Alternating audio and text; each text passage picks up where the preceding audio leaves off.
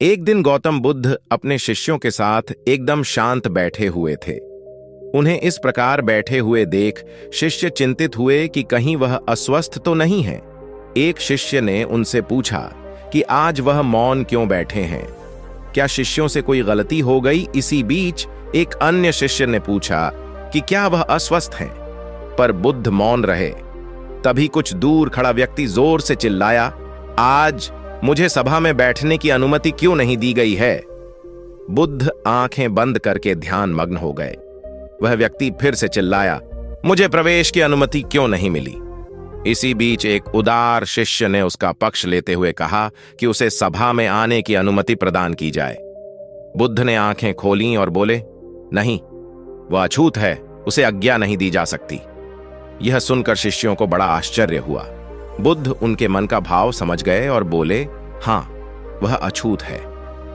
इस पर कई शिष्य बोले, हमारे आश्रम में जात पात का कोई भेद ही नहीं, फिर वह अछूत कैसे हो गया।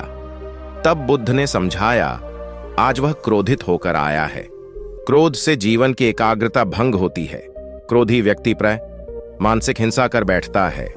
इसलिए जब तक वह क्रोध में रहता है तब तक अछूत होता है। इसलिए उसे कुछ समय एकांत में खड़े रहना चाहिए। क्रोधित शिष्य भी बुद्ध की बातें सुन रहा था। पश्चाताप की अग्नि में तपकर वह समझ चुका था कि अहिंसा ही मनुष्य का महान कर्तव्य व परम धर्म है। वह बुद्ध के चरणों में गिर पड़ा और कभी क्रोध न करने का प्रण लिया। शिक्षा आशय यह है कि क्रोध के कारण व्यक्ति अनर्थ कर बैठता है और पश्चाताप उसे बाद में होता है, जिसका कोई लाभ नहीं मिलता। इसलिए हमें क्रोध नहीं करना चाहिए।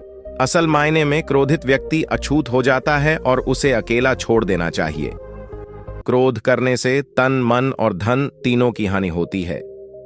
क्रोध से ज्यादा हानिकारक कोई और वस्तु नहीं है।